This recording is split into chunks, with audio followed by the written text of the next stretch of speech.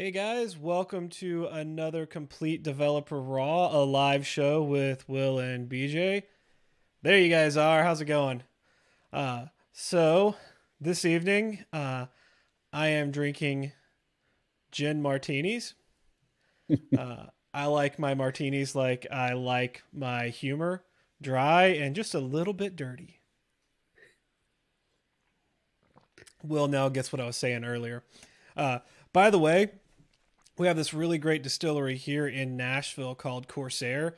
I don't know if you guys can get it out where you live, but if you ever get the chance to come to town, you should definitely check this stuff out. They do tours and tastings, but it's delicious. And they did not pay me to say that, though I think they should pay me in free alcohol. That would be really awesome. Let's see. I have a birthday coming up, as in Saturday. No, Sunday. Sunday's my birthday. Saturday's my party. I didn't want to have my birthday party Super Bowl Sunday. Nobody would show up. But apparently, doing it the day before, nobody's going to show up anyways because I live out in the middle of nowhere. Uh, but so my mom got me a birthday present for the party, so to speak. She bought me a new stand for my TV from Target. And so I went to put it together last weekend and it had a big hole in one of the sides of it.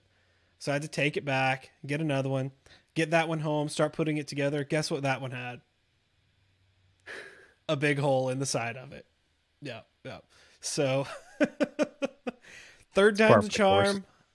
Yeah, I went out and was able to get them to open up the box and let me look, and it wasn't damaged. So I've got that I'm putting together.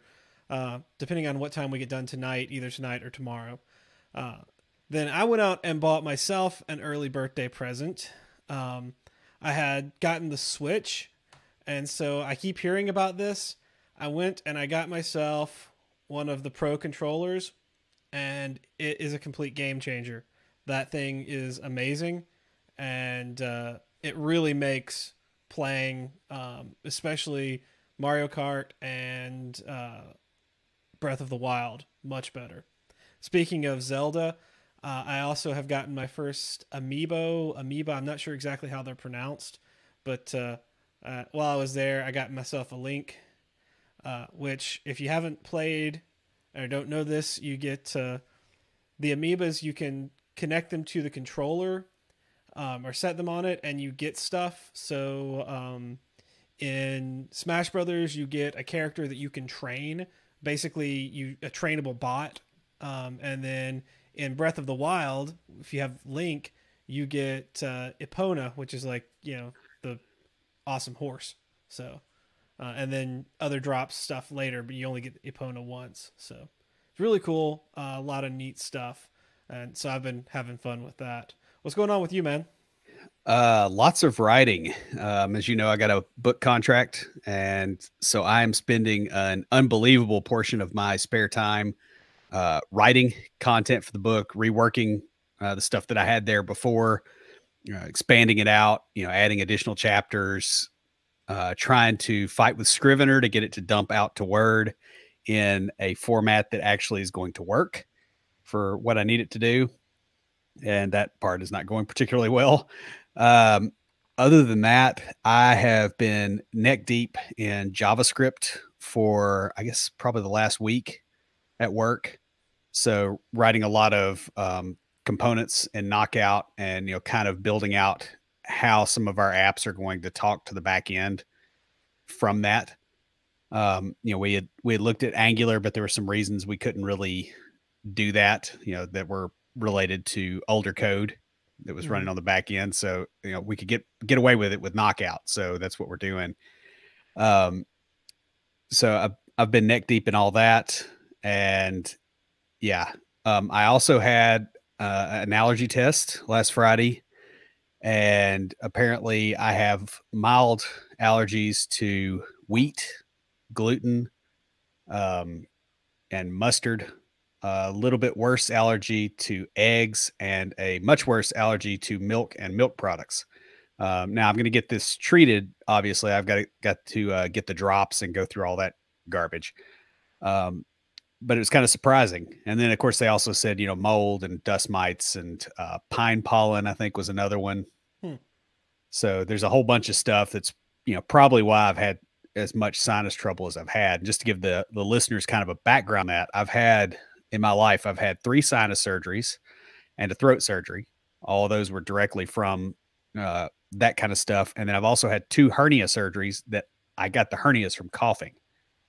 So yeah, it's been a pretty consistent problem. I basically decided that since I'm turning 40 this year, that I might ought to kind of start, looking into some of the health stuff before I get too older. So that's what this is all about. So that's all I got. That's cool. So podcast wise, not much.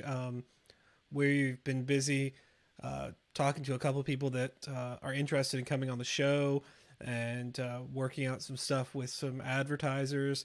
But the announcement that you guys probably care the most about is I will be sending out water bottles next week.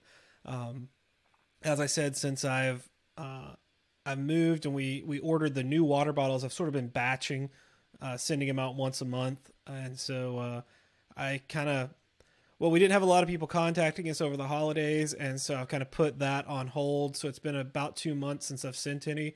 So I'm going to be taking those next week to the post office and sending y'all a bunch of water bottles out to people that want them.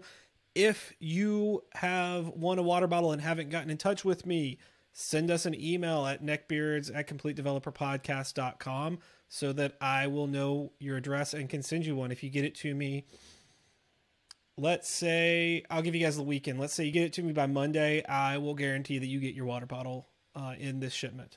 So, all right, let's go ahead and move on to our questions. Okay. The first one is, according to TOB Index, VB.NET is ranked 5th most popular programming language above C#. Why do you think that is? I think that's probably a small or specialized sample size, to be honest. There's niches that have a lot of VB.NET developers. I don't run into any of them much anymore. I mean, there's just, little areas that have them.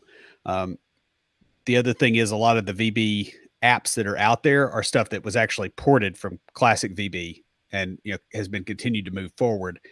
Now that's pretty common because it was a super duper popular language. Now, in the full text of this, this was an email we got. It talks about how VB had been lower on the index and had moved up. Yeah. I mean, I know early on in the .NET space, there were a lot of salary surveys that indicated that it was basically like at one point, I think it was like an extra $20K a year that you'd make as a C# developer over a VB developer, both of them on the .NET stack. Yeah. And I don't know why VB would have trended upward that much. I mean, it's got some good things about it, right? Like it's not, it's not got a, it's not, it's not handicapped compared to what C# can do either. Like it's the full .NET stack. But I kind of got the impression that it was dying a few years ago. So this is really strange. And I would be curious to see what the sample size is and where, what specific niches this is in, because I'm not seeing it in our market at all. So John Wells commented on Facebook, some of us are stuck supporting VB, VBA, especially when management has macros they rely on, then they break. And that's what I was thinking too, is like there's a lot of support and a lot of your apps that were built in VB.NET a while back are now reaching that kind of that age where they need to be either replaced or updated. Yeah. And I mean, that's definitely a thing. I mean, I almost wrote some VBA code last night. I was talking about the Scrivener thing. I can get it to dump. The problem I'm actually having is that it won't dump the heading levels appropriately. So it builds a table of contents, but I can make it put marker texts before them at the different levels. And then I could write a VBA macro to go through and fix it. Okay. And then strip the macro out and then ship the file. And that's what I'm looking at doing, which is awful, but whatever. And so I get that there's a lot of office related stuff, and that may be why too. VBA or, like COM interop type stuff, it is easier to get working in a lot of cases with Visual Basic than it is with C# just because of the language. If you're doing heavy XML stuff, there's XML literals, in Visual Basic. So it could be some of those things. Yeah. Other than that, it's strange. And I do also wonder too, with the prevalence of stuff like Python, where you've got more, less computery languages, it's like, it's more for the person and less for the computer in its structure. And, that may be also contributing to that rising up. That's a good point. So sorry, I'm just noticing that only one side of my the microphone is coming out. So if you guys are listening in stereo, you're probably only hearing me from one speaker, whereas you're hearing Will from both. And I was trying to fix that. That's why the screen went dark there for a second. I realized, oh, right, I can't fix it while we're live. So next week, we'll have that fixed, y'all. Sorry. Such a weird problem. I know. Next question. Why do developers have issues with authority? Yeah, and whenever somebody in authority says this, you should say, no, I don't. Sorry. I don't know that this came from someone in authority, but this was a question I saw on Quora, and I was like, hey, this would be a really great discussion point. There's a couple of things that I did notice. I read a couple of different answers, and I looked some stuff up on this too. One of the big things is basic economics, supply versus demand. There is a much higher demand, especially for mid to senior level developers, than there is a supply. Now that dynamic is changing as a lot of people are coming into the industry. Over time, that's gonna get different. But people realize, hey, if I don't like it here, I can leave, and they have to, you may not even be trying to or aware of it, but people develop this attitude of, do it my way or I'm out. Well, and the other thing too is, a lot of us have been in positions where the people in authority just simply didn't understand the tech, and they made us do stuff that was dumb. And then it was our fault afterward. And all it takes is about once or twice of that, and you will have a problem with authority from then on. Mm-hmm. Another thing that I read about was inexperienced managers. Now, there's the one thing, what you're talking about, if they don't know the tech and don't understand it. But the other thing is just people who are new to management or who really don't know what they're doing on the management side of things. Sorry. The door just made a weird noise. I think the pressure changed in the house. That was weird. Anyways, like I was saying, managers that just don't know what's going on. Well, not so much don't know what's going on, just they haven't been managers before. I don't know if you remember this when we were growing up, but I noticed this a lot when you'd have someone. I'm thinking back to church days, the youth group. You'd have someone who had maybe is a little bit older. They had been a member of the youth group. They'd never really had any authority. And then suddenly they're asked to be a camp counselor, or they're asked to, run a cabin or something at camp. And what happens? They become just the most authoritarian, meanest person when before they were cool to hang out with. Yeah, they become fascists that can't make the trains run on time. Right.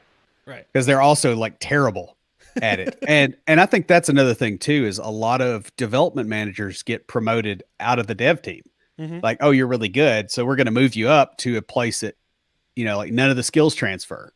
Right.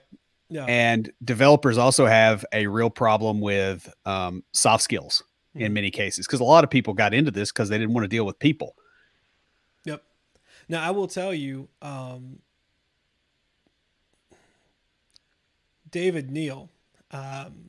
He had a Twitter post today. Yeah, I shared that. So if you guys follow me on Twitter, I retweeted his post, but he had a really great post. It was a series of posts, actually, about what to do if you are put in management and how to do it right.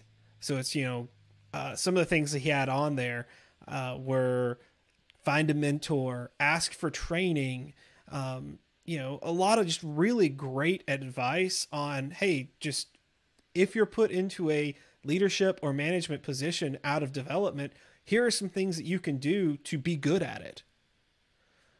And so check that out. If you follow me, I retweeted it. If not, his Twitter is at Reverend Geek, I think. Is that it? Yep. Yeah. It is. So yeah, check that out. It's really, really good. All right. Moving on to the next question. The next question is, what should be my plan after 40 when I'm too expensive for any company? Well, obviously, if you're that expensive, you should retire. However, if you're still living in reality with the rest of us, you're not too expensive for any company. What really happens when you become too expensive is that the value that you provide is less than what your pay is. When those two lines cross, you have a problem. And it doesn't matter if you are a factory worker making $20K a year and living in poverty, or you're a CEO making $100 million a year. The inflection point where your value is less than your pay is a problem for you. So your plan should always be to raise your value, and that's not tied to being 40 years old. That's tied to basically all the time. Yeah, I thought this was funny because you've been talking about turning 40 this year.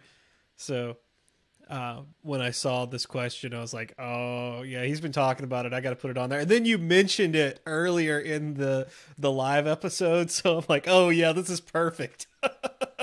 I don't know if you read through these ahead of time or not, but that was just great. I don't prepare. Come on. I know. You joking? That was a really great answer, though. I mean, I don't have anything to really add to the answer. I will say this. There is the perception that when you're past some age, you're too old to code, right? In Silicon Valley, a lot of times the perception is that happens at 30.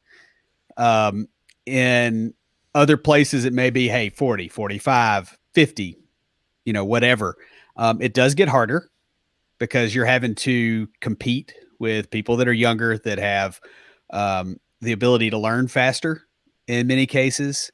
There's that kind of stuff, but a lot of the problem can really be that you are competing on ground that really isn't a good place for you to compete.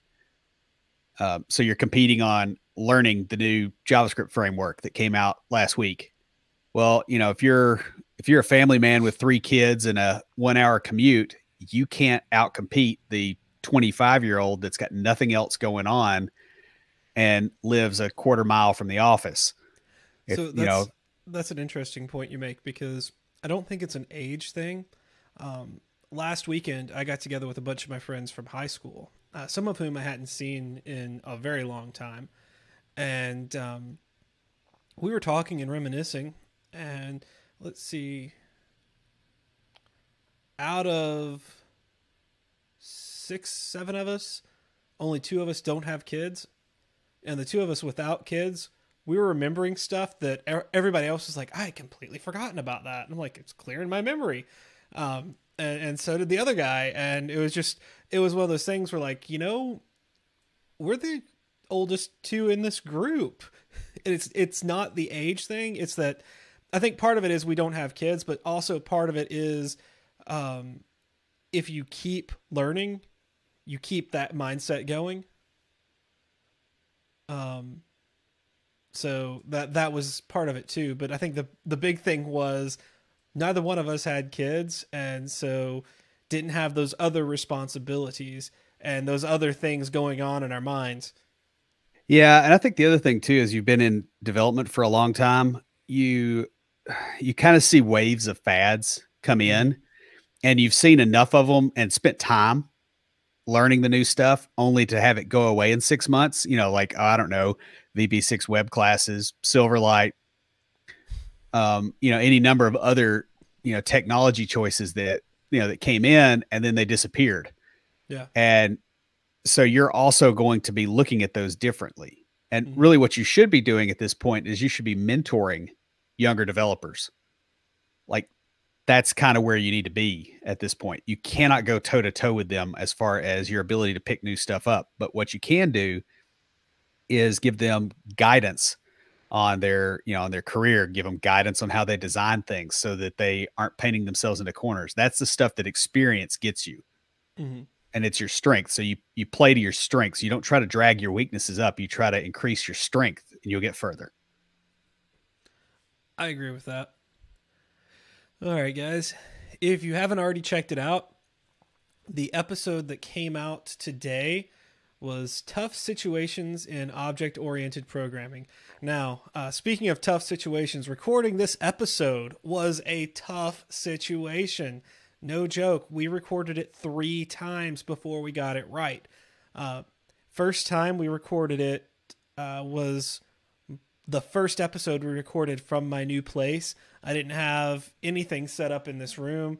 Obviously, I've got bookshelves and a rug and a nicer microphone. I was using wrong side. This microphone had a terrible echo. It just sounded horrible. So we decided, hey, let's re-record.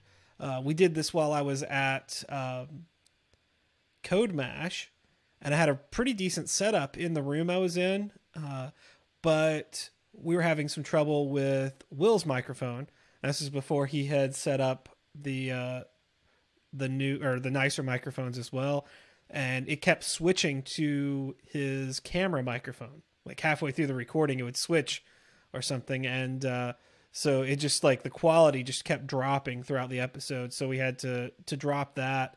And finally, we got it recorded. We actually reworked it a little bit because at each iteration, Will was like, oh, hey, I've got a better idea. Let me rewrite this section. Let me rewrite this. Yeah.